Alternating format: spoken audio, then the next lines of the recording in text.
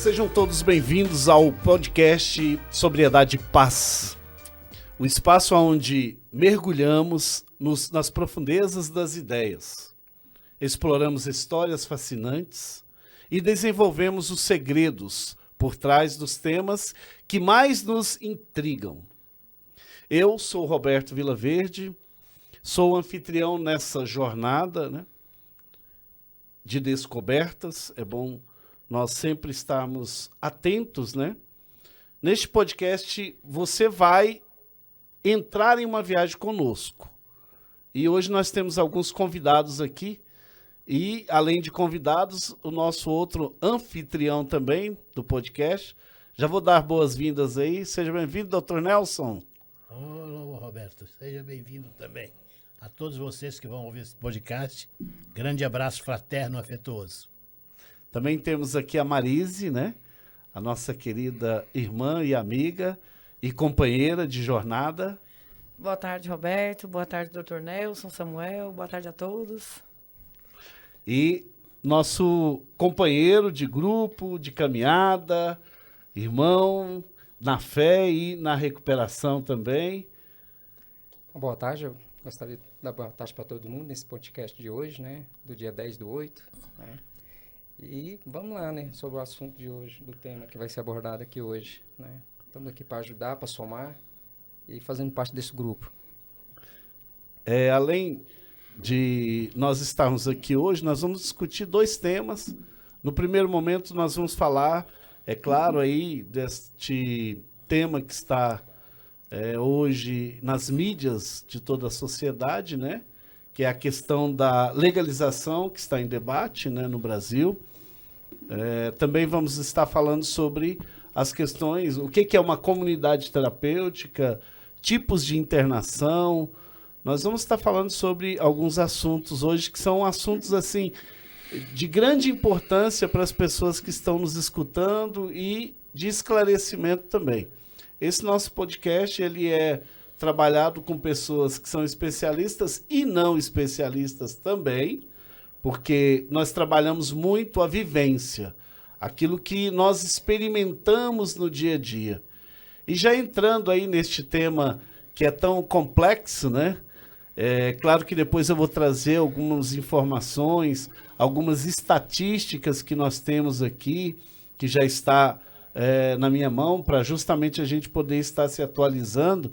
Mas eu queria aí, no início deste nosso podcast hoje, saber a opinião dos nossos companheiros e amigos que estão aqui na mesa conosco, O que vocês acham dessa questão da legalização que está em debate aí, Vamos começar aí com o Dr. Nelson. Esse processo de legalização o Estado e a legislação vigente transformou o uso de substâncias derivadas da cannabis como coisa proibida. Mas você tem que levar em conta que em outros estágios da civilização, quando foi que o Estado resolveu transformar o uso da cannabis, em coisa proibida? Ilegal. Os filmes de Al Capone e da Lei Seca, que colocaram o álcool, que é o grande exemplo de legaliza, não legaliza, o tabaco legaliza, não legaliza, Então hoje você tem álcool e tabaco legalizado. Agora você vai colocar a substância proveniente da cannabis. Vamos colocar só duas substâncias para a gente poder ter um pensamento. O tetraidrocannabinol, que é um álcool e que faz efeito alucinógeno, isso quer dizer, faz você ver, ouvir coisas que não existem, tira você da caixinha, e tem o outro, que é o canabidiol, que tem um efeito medicamentoso. Nós já sabemos do uso medicamentoso há muitos anos, inclusive para pessoas para tirar dores e evitar vômito, principalmente na época que a gente tinha umas substâncias no tratamento do câncer. Então, nesse momento, essa discussão com a sociedade brasileira de liberar, veja só, todos os produtos que estão dentro, a última atualização que eu li, tem 38 produtos psicoativos e farmacoativos, tem mais.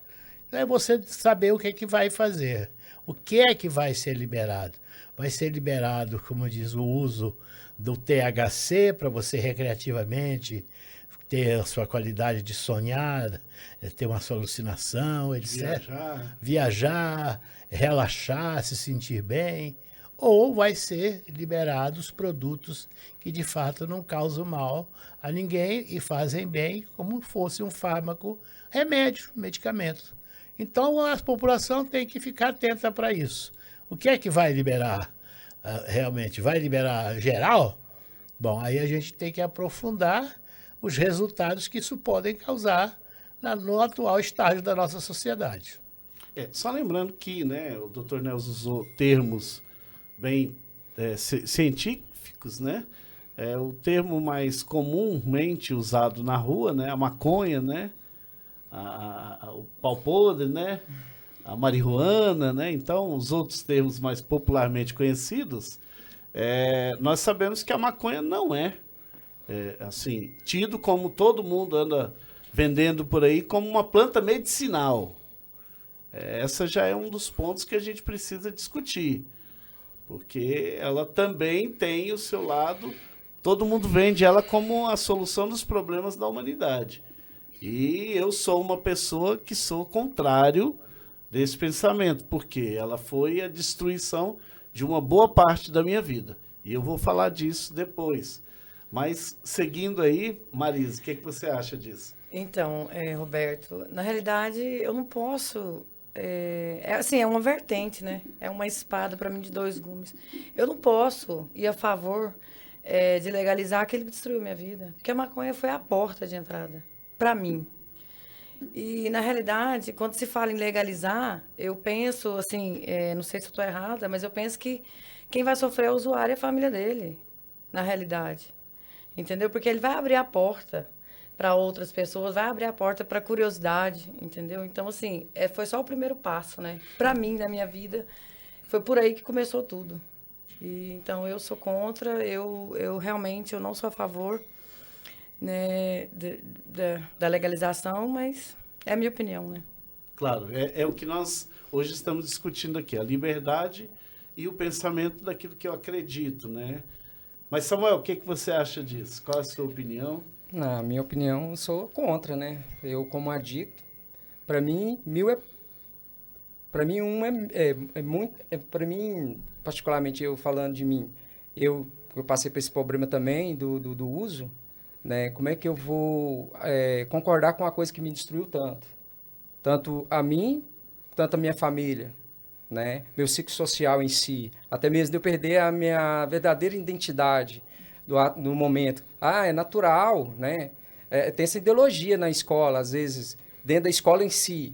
Porque quando eu conheci a maconha, realmente foi dentro da escola, né? A pessoa experimentou e apresentou até mim, eu fiquei curioso, vamos ver como é que vai ser essa onda. E justamente foi a primeira porta que foi aberta de conhecer outros entorpecentes, até o álcool, né? Que fez mal também para mim. Então, o adicto, 1000 é pouco, um é demais. Um é demais, 1000 é pouco. Imagina para a cabeça de um adicto liberar maconha. Imagina eu que estou em tratamento até hoje, né? Graças a Deus, tem 8 anos que eu estou liberto.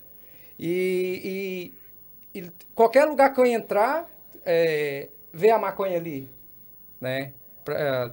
Aquilo que me destruiu um dia. Né? Para aí, eu acho que eu sou contra e isso não dá muito certo no nosso país, não. E a gente vê em outros países aí, que eu estava vendo uns vídeos aí, né, dentro do assunto, e vê a destruição, né? Hoje nós podemos observar também bem a Cracolândia em si. Imagina se for liberado. Como é que vai ficar nosso país? A violência já está demais, por causa da droga. E liberando isso aí, vai ser totalmente um caos, uma destruição para o nosso país. Sou contra e é a minha opinião. Bom, é interessante nós estarmos atentos, né, às entrelinhas daquilo que estamos falando, né? Eu falo a partir daquilo que eu acredito, mas nós também precisamos entender que é uma sociedade a qual nós vivemos, né? E que existe pessoas que realmente conseguem, né? E nós não podemos negar isso, fazer o uso dessa substância e, sei lá, a vida dele funciona. Então, eu não posso questionar isso. Eu tenho que partir do princípio de que é uma discussão que todo mundo vai ter que participar.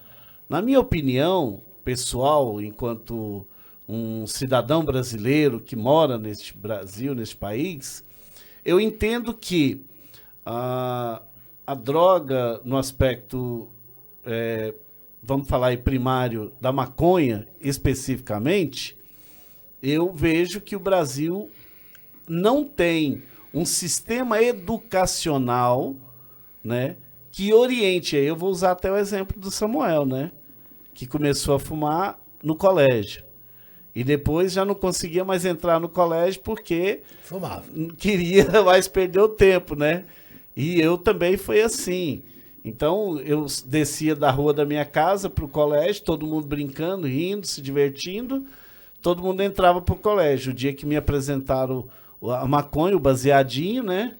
Aí descia todo mundo brincando, rindo, e todo mundo entrava pelo portão do colégio, eu ia para o muro, né? Seguia o muro e ia para o fundo do colégio, né? Então, passei a estudar lá no fundo e não mais dentro da sala de aula. Até o dia em que eu realmente fui conhecer o que é. Então, eu acho que antes de nós chegarmos a ponto de legalizar uma coisa, nós precisamos esclarecer a sociedade.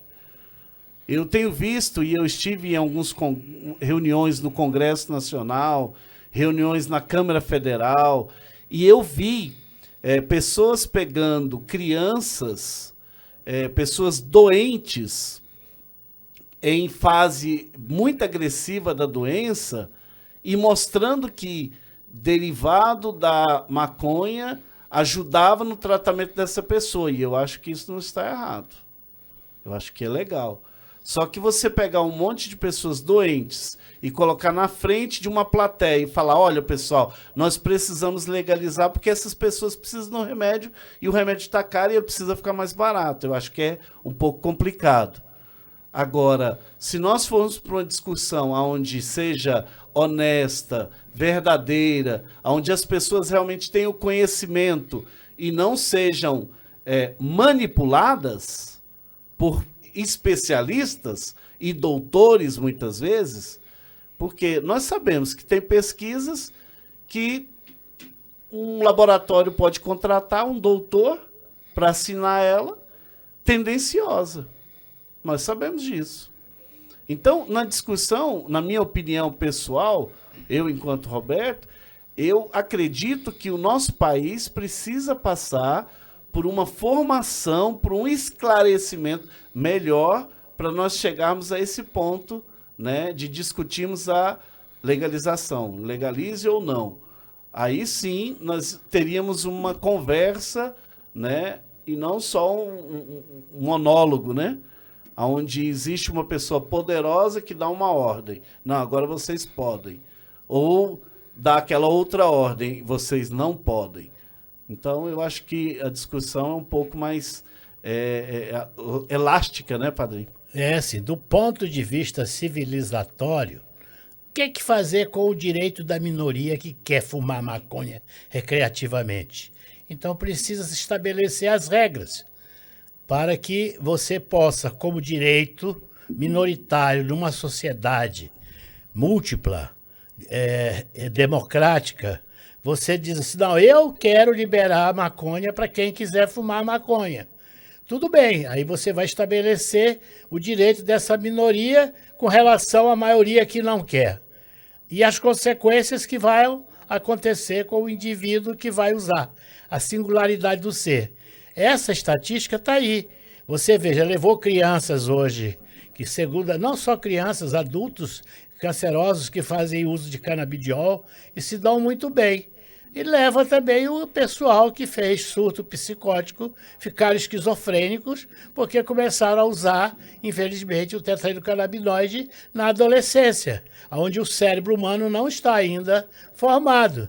Veja, cientificamente está comprovado que o indivíduo que tem essa compulsão, ele vai ter desenvolvimento complicado. E, além disso, tem alto risco de desenvolver doença mental, como a esquizofrenia.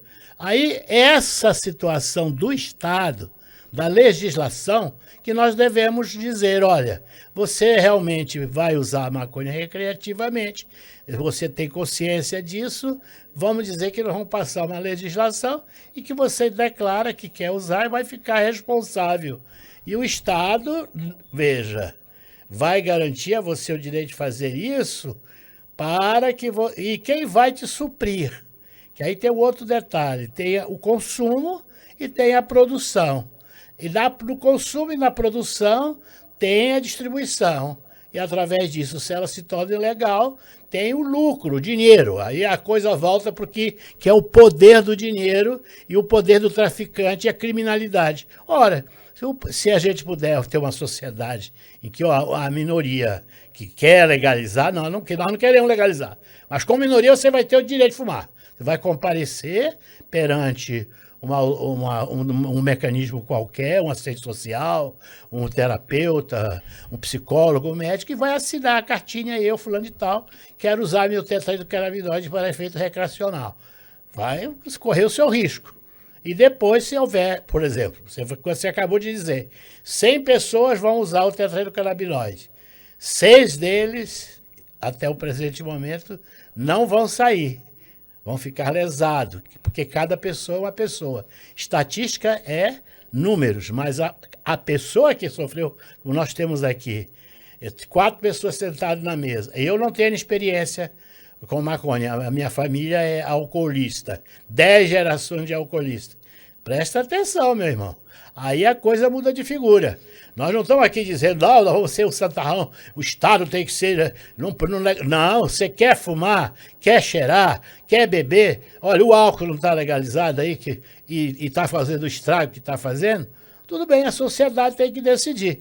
No caso dessa droga que provoca um efeito mais devastador. Né? Não, efeito mais devastador. Olha o que nós estamos aqui com 3 pessoas que vão dizer. Só o que eu ouvi aqui, minhas hemorroidas já ficaram doendo. Entendeu, né? Vou aproveitar até um momento. Marisa, como é que foi para vocês? Como foi? Você quer falar sobre isso? O seu primeiro contato com ela, como foi? E como foi essa relação com o senhor maconho, né? Então, na realidade, foi uma curiosidade, né? Porque eu estava frustrada, relacionamento, fracassada mesmo. Falei, eu vou experimentar porque relaxa. Todo mundo Dá um fala, tapa. todo mundo pinta ela, nossa, maconha relaxa. Vou experimentar. Experimentei, foi muito bom mesmo, foi relaxante, não foi ruim não. Foi muito bom, foram vários meses, assim, né? Entre um pega e o outro. Foi uma puxada hoje, aí eu engasguei. E assim, os primeiros 6 meses foi interessante, porque eu viajava, eu ria. Só que aquilo ali não foi o suficiente. Foi muito pouco. Eu queria mais. Mas é só isso. No final dos 6 meses, porque para mim, não, eu não sou. Eu não sou doente, eu não sou dependente. Mas tá faltando o que é que esse povo sente que eu não sinto, né? E eu foi só aumentando, a maconha foi pouco. Aí eu já fui pro crack. Eu não fui pra cocaína igual a maioria das pessoas. Aí fui pro crack, falei, eu vou fumar o mais forte. Até porque eu tava com sobrepeso, porque a maconha engorda, né? Falei, agora eu vou emagrecer, vou ficar relaxada, tirar a risaiada e vou ficar mais séria. Então, assim, foi tudo experimental, né? E aí fui pro crack, e no crack eu não saí mais. Fiquei 8 anos fumando, e quanto mais tinha, mais eu queria... até buscar ajuda. Mas nesses 8 anos eu perdi família, filhos sem pai, né? Porque o pai dos meus filhos, eu sou viúva 2 vezes, né? Então, aí já perdi o trabalho, eu já passei a roubar. Enfim, eu perdi minha dignidade. E do crack, eu queria mais, não tinha. O que eu ia fazer? E comecei, fui só me afundando. E é isso. Interessante.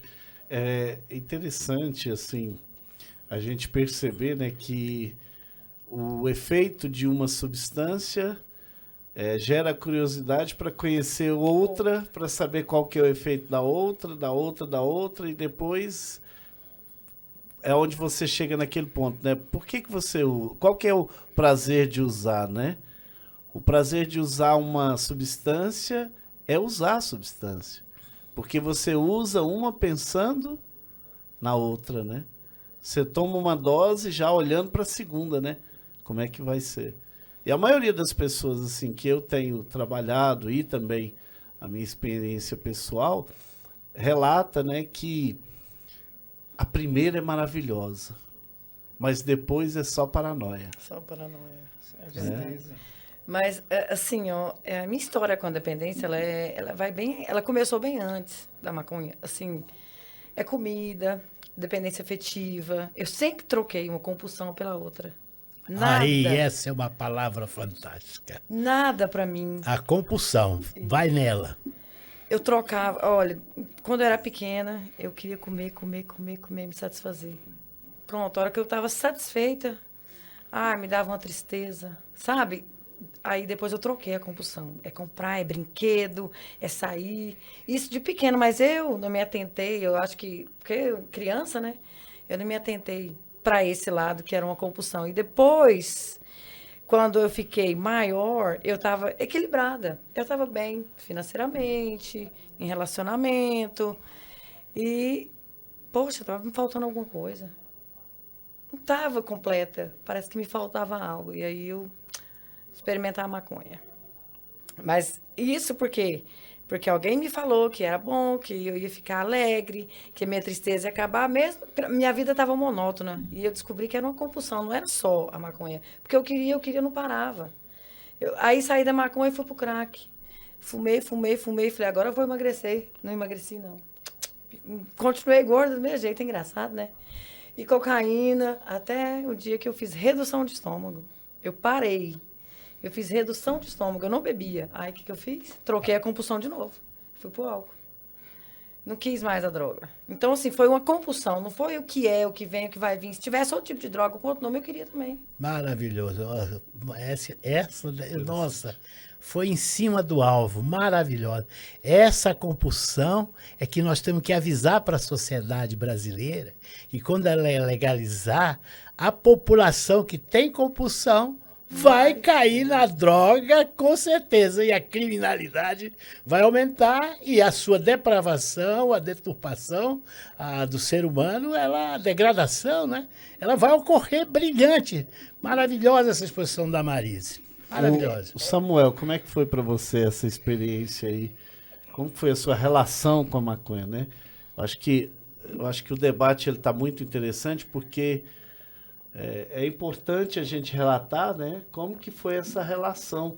Para que haja uma legalização, né, nós precisamos discutir as relações, né? Isso, como diz outro, os riscos e os benefícios. Isso.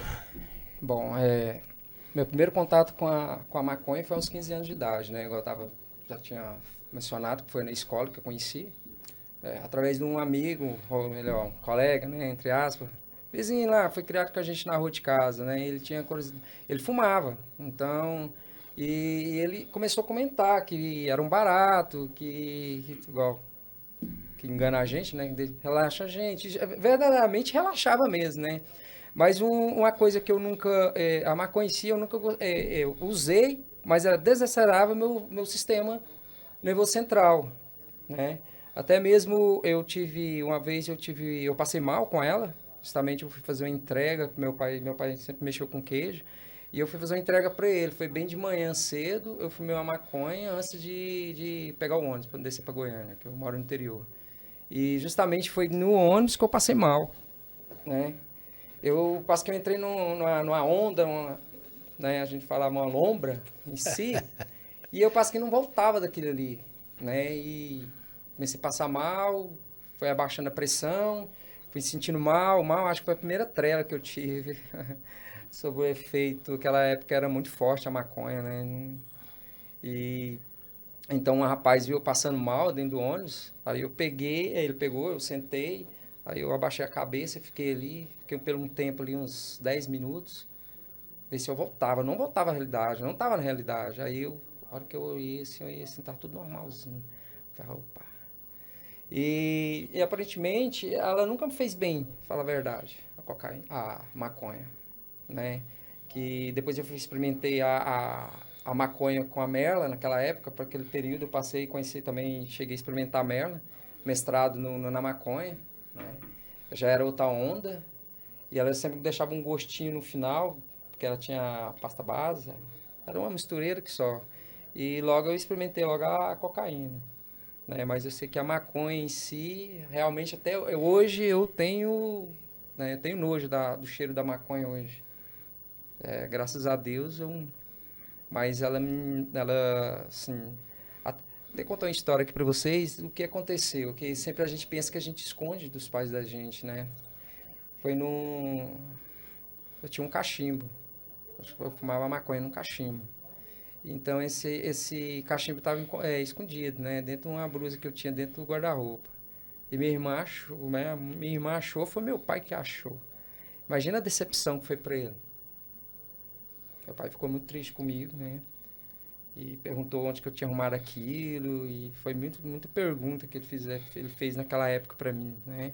Justamente, aí inventei história, manipulei, né? E ele ficou muito triste. E eu falei para ele que não ia usar aquilo mais, mas na verdade foi uma pura mentira, né? Que depois daquilo ali eu mexi, né? Fumei até passar mal um dia e não queria mais. Essa foi a verdade. Interessante. A realidade é outra, completamente diferente, né? Agora, é bom também nós colocarmos que existe uma porcentagem de pessoas que tem a predisposição para a dependência química. E tem uma porcentagem que não, né? Trouxe até umas estatísticas aqui, né? Que, segundo a Pesquisa Nacional de Saúde, né? PNS, de 2019, cerca de 7,7% da população brasileira já experimentou maconha alguma vez na vida. Então, né, nós temos aqui uma estatística, né, 7,7%. O mesmo estudo indica que aproximadamente 1,3% dos brasileiros usaram maconha nos últimos 30 dias. E ela continua. Entre os jovens de 18 a 24 anos, o percentual de uso nos últimos 30 dias é mais alto, atingindo cerca de 5,2%. Então, uma das coisas que eu gosto muito de falar sobre a questão, né, deste tipo de substância é justamente que quando as crianças ou os adolescentes entram para o mundo da droga, ou seja, experimentam com os colegas, os danos a eles são maiores do que aos adultos. Muito mais. Né, padre? Justamente pela questão, né? O desenvolvimento do cérebro humano. Você hoje, saindo da data zero que você nasce, fora que já está dentro, se a sua mãe fumou ou cheirou, já vai tendo problema antes da criança nascer. Mas você vai amadurecer hoje o seu cérebro, em média, em torno dos 25 anos. No período de 11 a 18 anos, em que é um desastre. Porque aí está comprovado que é nesse pedaço que realmente o tetraidrocannabinol e os derivados deles fazem você ter problemas com o seu cérebro, lesam o cérebro. E a plástica dele volta, mas tem alguns que ficam irreversível. E outra, apresenta. A gente falou de esquizofrenia, né? A pessoa não está entendendo bem, ou seja, é o louco. Eu vou falar linguagem popular. O cara pira, ele fica louco e não volta. Ele simplesmente não cai mais na realidade. Sai fora da caixinha e para viver um mundo imaginário que não existe. Ou seja, ele não trabalha, não estuda, não produz e vai acabar, se não tiver quem cuide dele, morrendo. Correto. Correto. É o que eles chamam, né, de atravessar o espelho, né? Isso. Existem pessoas que... Aí já no caso das minhas entrevistas com as pessoas, é que ele acabou de dizer aí, depois que você tem o bad trip, a viagem ruim, ou que você entra na penumbra, e aí a coisa complica. E cada um é cada um. Não tem essa história de fazer estatística, porque cada pessoa, essa vida... tem a sua família, a sua relação de amores. Estatística é muito boa para a gente ler no número, mas o sofrimento e a dor de quem está passando e a família daqueles que o amam ou que o odeiam, que a gente eu não vou ser... O amamos, Eu vejo assim, odiamos.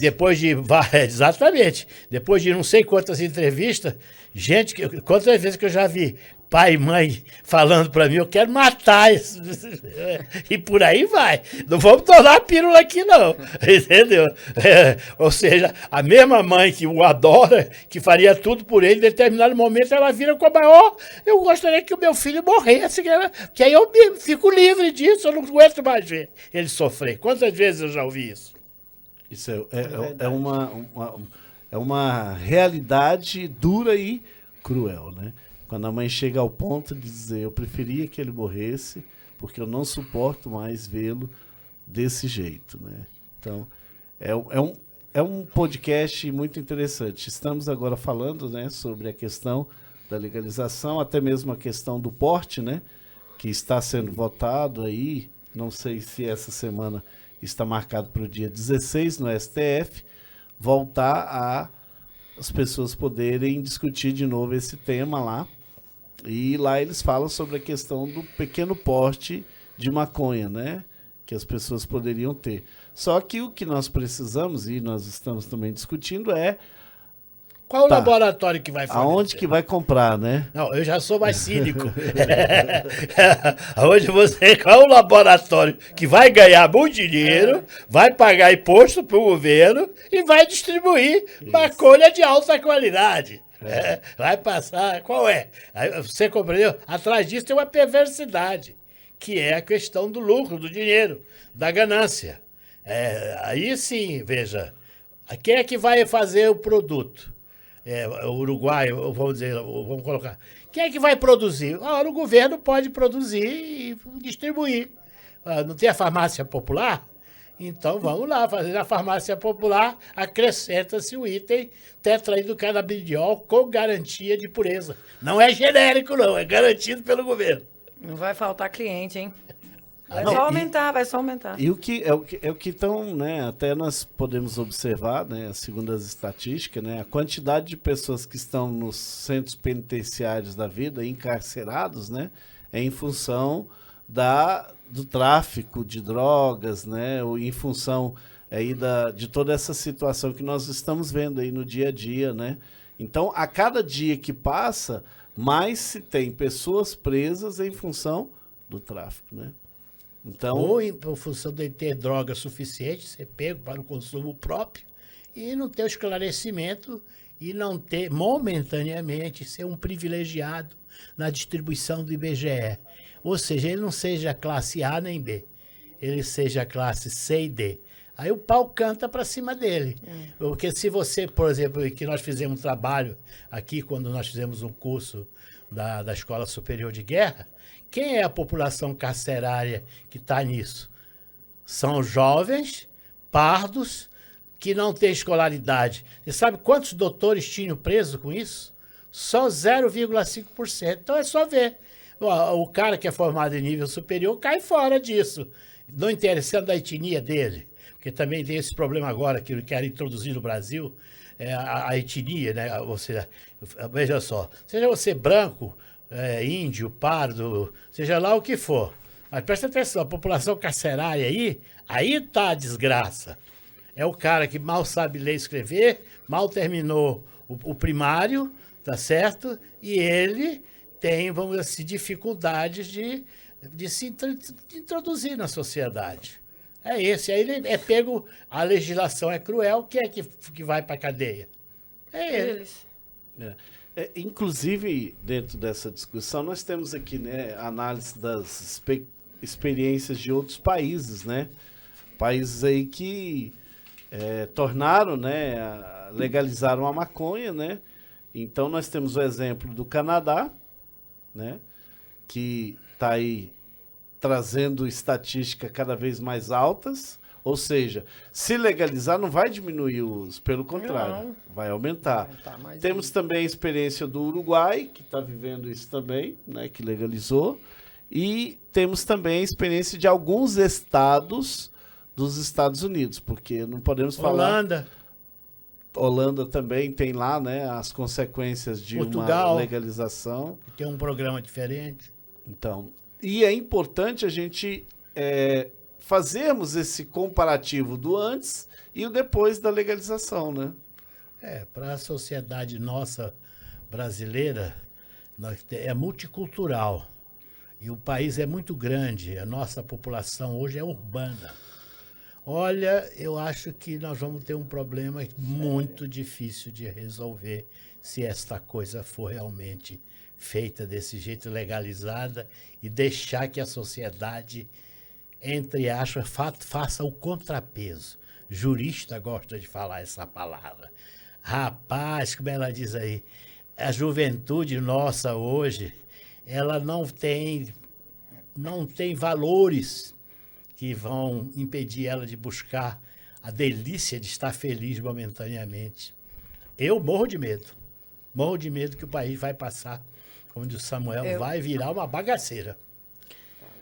Eu li essa semana falando sobre, eu não lembro qual, assim, exatamente, falando sobre a desclassificação do crime de tráfico, né? Como o doutor Nelson falou, a população carcerária é público C e D, é pessoa C e D, é preto, pardo, me desculpe a palavra, com a mínima quantidade de droga. Agora, imagina se legalizar e aí colocar a quantidade que a pessoa pode ter em casa de droga. Então vai ter estoque, né, em casa. Ele não vai ser... Isso porque com a mínima quantidade a pessoa pega anos e anos de cadeia. E agora com um pouquinho, né? Então, assim, nossa, é um tema muito... Complexo. Complexo. Né? Tem também aqui, né, informes, né, que em 2018 o Canadá se tornou o segundo país a, né, tomar essa decisão, né, da legalização. E fala que o governo passa a ter, o que o senhor está colocando aí, né, o controle sobre a venda, né? O monopólio. O lucro, né? Tudo. Ou seja, né, de repente... se tem o lucro num lugar, mas vai ter o prejuízo aonde? No outro. Lá na saúde, né? Na saúde pública é aonde vai contabilizar esse lucro que tem aqui, né? Na entrada da compra, depois vai ter que pagar lá na saúde. Então, é interessante a gente discutir justamente para quê? Para que a gente tenha uma opinião baseada não em fatos simples e puramente pelos testemunhos nossos aqui, mas também de estatísticas, de pesquisas, de resultados, de mostrar o que mudou no país, o que melhorou, o que piorou. E nós sabemos que o Canadá era um país modelo, né? O país, assim, que era... tem cidades lá que era considerado a cidade... uma das melhores cidades, assim, uma das 5 melhores cidades de se viver no mundo, está no Canadá. Depois da legalização, isso mudou um pouco. O nome da cidade é Toronto. Vocês podem pegar o Dr. Google, graças a Deus ele está presente aí. Na dúvida, pegue o Dr. Yahoo. Mas eu sou consultor do Google. Dá uma olhada no que aconteceu com Toronto. A cidade que você está colocando é Toronto. A outra é Quebec, que você vai lá. E hoje, agora, está passando para Vancouver, no Pacífico. Isso que você está colocando não cabe a mim. Eu sou minha profissão, eu sou médico, mas antes disso eu fiz formação, por exemplo, a questão de você fazer pesquisas, né? Tem técnicas para isso. Olha o que você disse, aquilo que era melhor e que ficou pior. Como é que anda hoje a juventude, essa massa de juventude, né, no Canadá? Olha quantos jovens o Brasil tem. Quantos velhos? O Brasil tem hoje 22 milhões de velhos. Vê lá o que está acontecendo com a juventude do Canadá, que agora também, aqui no Brasil, tem a famosa nem. Nem estuda, nem trabalha. E não sabe fazer nada, né?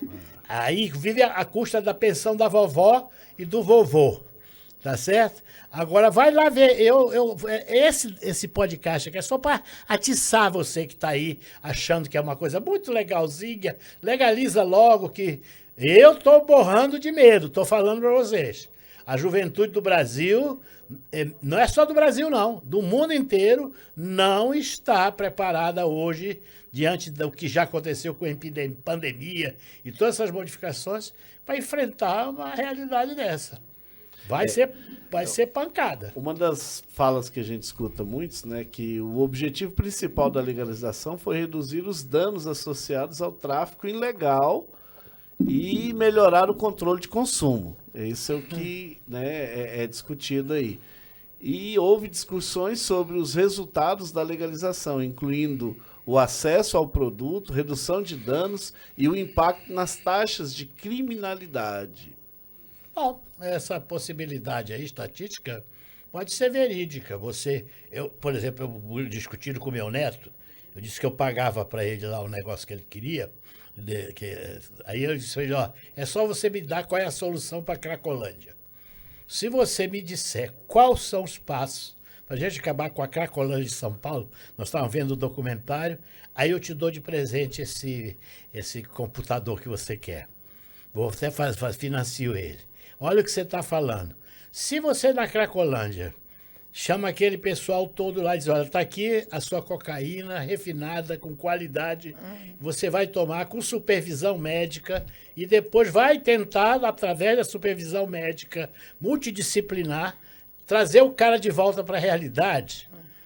Você eliminou o traficante. Aí a pergunta é, a sociedade brasileira está preparada para pagar o preço de buscar esse que eu escuto todo dia?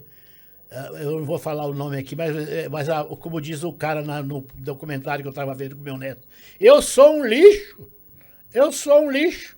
A sociedade brasileira vai pagar para trazer o lixo de volta? Eu acho que tem solução sim, que você acabou de dizer aí. O traficante só trafica porque tem consumidor. Se o governo der o remédio para ele, farmácia popular, tá aqui a sua cocaína, 1 grama pura, não vai te causar nada. Aí agora, presta atenção, como é que a maioria da sociedade vai adotar isso? Porque se é uma minoria. Aqui está vendo um problema grave de conceito de democracia. É a minoria tentando impor a sua vou dizer assim, posição, eu ia falar outro nome, não quero ficar, senão vou instigar as pessoas. Não, esta posição de você ser livre para fazer o que você quer, não pode, acaba quando a liberdade do outro começa. A maioria não quer Cracolândia, mas a Cracolândia está lá. Agora, a minoria está querendo impor regras para que a maioria siga, independente do desastre que possa ocorrer. Depois que eu disse, mas pode ser que eu corro bem. Pode, só que eu não quero correr o risco. Eu não quero correr. Na primeira chupada não foi bom? Se não fosse bom, ninguém voltava. Verdade. E também tem que lembrar, né, que existe todo relacionamento, começa de um jeito e depois pode terminar de um outro completamente diferente daquilo que você tinha, né, iniciado ali naquela relação, né? Eu costumo dizer que eu tive uma relação de 12 anos, né, um namoro, né? Porque eu fui o famoso maconheiro, como é que a gente fala, né? A palavra mais correta. Graças a Deus, tu não está lesado. Aquele que, né, tinha todo aquele ritual, né? Todo aquele trejeito da coisa, né? O lugar, o sentar, o bate-papo, aquilo tudo que estava envolvido com aquilo, né? Era basicamente uma religião para mim, né?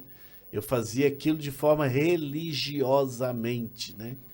E aquilo foi se tornando na minha vida uma relação, como dizia o Renato Russo num dos momentos das músicas dele, né? Eu só queria estar ali, sempre ao lado dela, eu não tinha onde ir, né?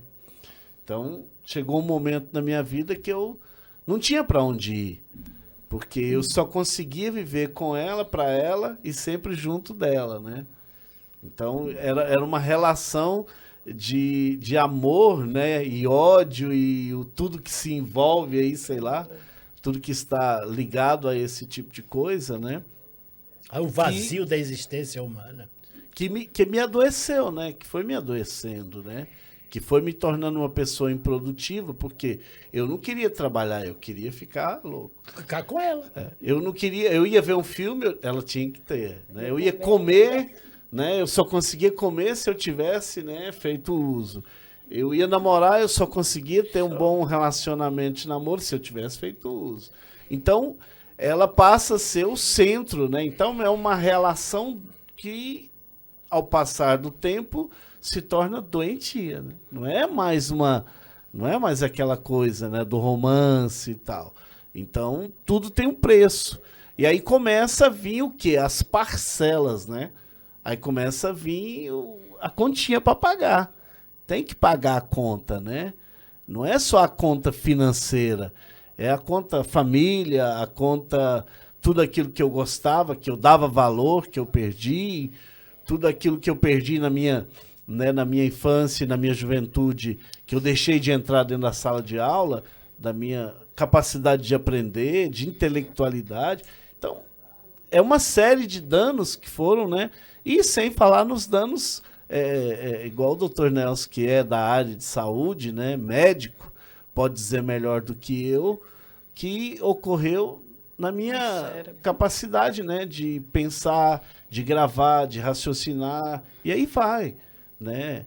Então, é importante a gente discutir justamente por quê? Porque existe aí uma parcela de que você vai ter que pagar. Então, tem pessoas que conseguem pagar bem essa conta e tem outros que já vai ter. Quando o doutor Nelson fala, né, olha, existe aí a viagem única, né? Que é aquela viagem que você vai e não volta mais. Então, quantas pessoas que eu já conheci que não viveram essa experiência, né? Continuando aqui no nosso debate, nós também podemos trabalhar a questão dos danos, né? Das dores crônicas, né? Da inflamação, que muitas vezes eles usam como medicação, né? Funcionam, não tenha dúvida nenhuma. Hoje eu posso, veja só, uma coisa é você ter um indivíduo que está sofrendo, outra coisa é você ter o mesmo conjunto de indivíduos com o mesmo diagnóstico tomando a mesma substância. Rapaz, você não pode negar o efeito do canabidiol. Outra coisa, nós já usamos canabidiol há muitos anos. Agora na minha memória não me vem. Ele já é conhecido agora, veja, isolado. Veja, agora, tudo isso que você colocou é verdadeiro. É verdadeiro para quem tem fibromialgia, para quem está tendo problema de demência senil, para quem está fazendo um tratamento de câncer que não para de vomitar. Ora, até a brincadeira, a outra gíria aqui. Pega o brown aí, pega o brown. O que é o brown? O brown é o biscoitinho americano que coloca... Você não cheirava, não fuma maconha. Não vou ensinar aqui, não. Mas come o negócio com os efeitos. O brown. O brown é o que faz... Rapaz, nós estamos careca de saber dos efeitos medicinais. A pergunta é, a maioria está precisando do efeito medicinal ou só está precisando quem está necessitado, doente com a enfermidade e que tem que ser diagnosticada? Porque o indivíduo já está no desespero. Eu, pelo menos, recentemente, eu estou com um caso assim que me deixou muito satisfeito como médico, porque a vida ela é muito curta para a gente ficar discutindo. Uma menina que desde os 4 anos tem problema, já tentou suicídio 8 vezes, etc. Tal. Passou a tomar o tal do canabidiol, vocês estão sentados, aí é um caso de testemunho.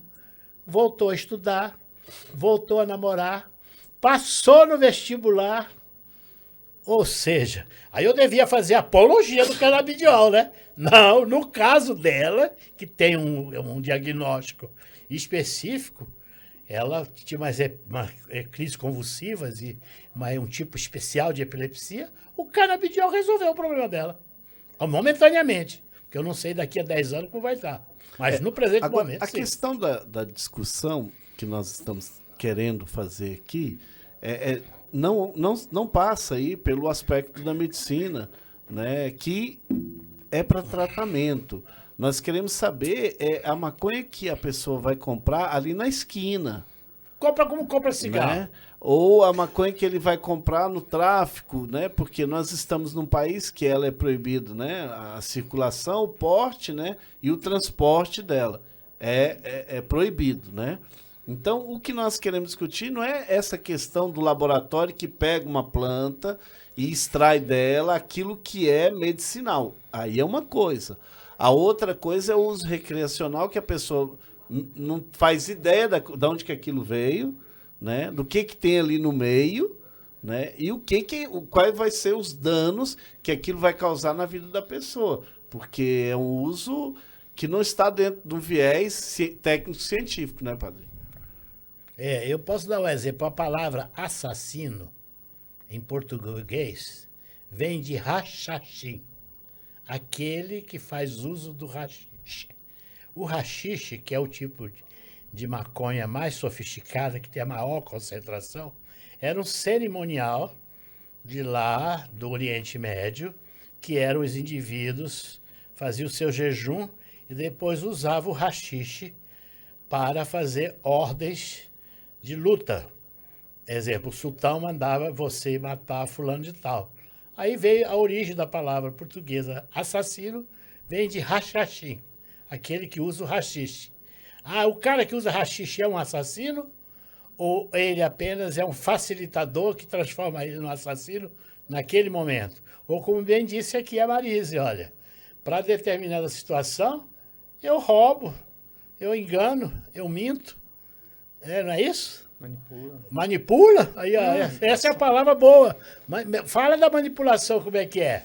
Manipula tudo.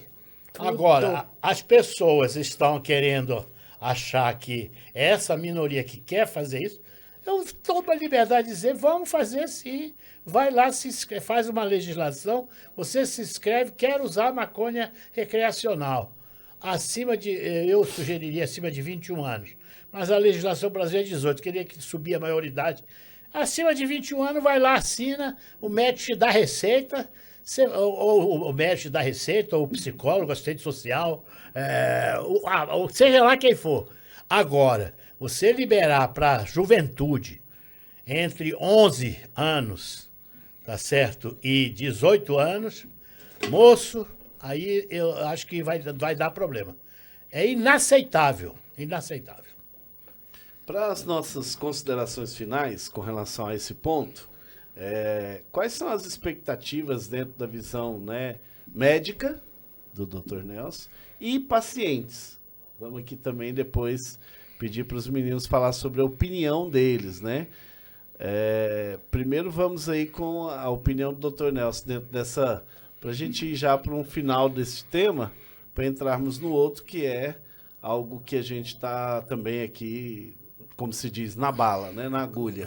Você lembra do guitarrista do Rolling Stones? Com 80 anos, né? Como é que seu pai falar dos seus problemas de droga? Droga? Eu nunca tive problema de droga, não. Eu tive problema, foi com a polícia. Com as drogas, eu nunca tive, não. Agora, com a polícia, eu tive muito.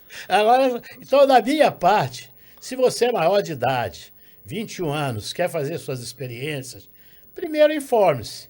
Agora, eu sou frontalmente contra, no meu país, essa legalização de uso recreativo, porque a juventude do meu país, lamentavelmente, está numa vulnerabilidade. Se ela tivesse um outro aspecto cultural, de informação, um nível de conhecimento, tivéssemos famílias mais estáveis, olha o que nós estamos passando. Nós estamos passando muita necessidade, dor, ainda estamos lutando pelo primário. Aí você vai fazer um negócio desse? Eu não. Então, medicamente, eu sou contra que se faça esse tipo de ação. Se os adultos assim o quiserem recreativamente, quero que faça uma legislação especial. Você vai lá, assina que quer usar, e isso até usa sob supervisão médica, o que tiver dinheiro, ou então põe no SUS, maravilha, que eu lutei muito pelo SUS, põe no SUS, ó. Vai lá, não tem o nosso antitabagismo, não tem o nosso antialcoolismo, a gente vai também, temos agora, tem o anti-maconha e tem o a favor da maconha. Porque, eu vou te contar, se alguém cientificamente, médico formado, físico, biólogo, antropólogo, sociólogo, me mostrar os trabalhos de que esse troço não provoca dano no cérebro humano, no período que ele está na adolescência, aí tudo bem, eu posso mudar de opinião. Mas no presente momento, os trabalhos científicos estão aí escancarados. Faz danos, e às vezes danos irreversíveis, e como diz o Samuel, com muita morte envolvida. Viagem que não volta mais, não. Marise, na sua vida pessoal, quais foram os danos que você sofreu com o uso? Vamos usar especificamente da maconha. Olha, trabalho, eu parei de estudar, eu perdi meu vínculo familiar, né? Porque mulher é muito emotiva, então a gente age muito pela emoção e não pela razão. E eu, na emoção, eu fui. E fui perdendo. Eu perdi o convívio familiar, eu ficava mais era na rua, eu perdi oportunidades de trabalho, eu perdi relacionamentos com pessoas boas, porque quando eu estava no uso, eu não queria me envolver com careta, né? Eu só queria quem estava também, porque não dá certo. E eu, na minha compulsão de querer mais, se eu ficasse com uma pessoa que não usava nada para mim, não dava certo, né? Então eu fui perdendo. Vendi muitas coisas pessoais. Meu pai, nesse período, meu pai faleceu. Foi uma perca para mim, porque no dia do velório dele eu estava drogada e acabou que eu só vim sentir isso depois da minha sobriedade. Então foi financeira, emocional, familiar, tudo.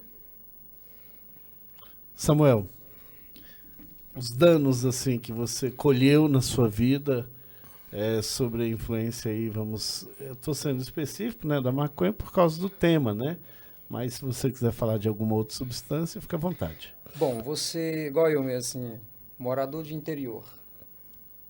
Imagina que eu passei entre o preconceito, justamente porque na cidade todo mundo sabe, né?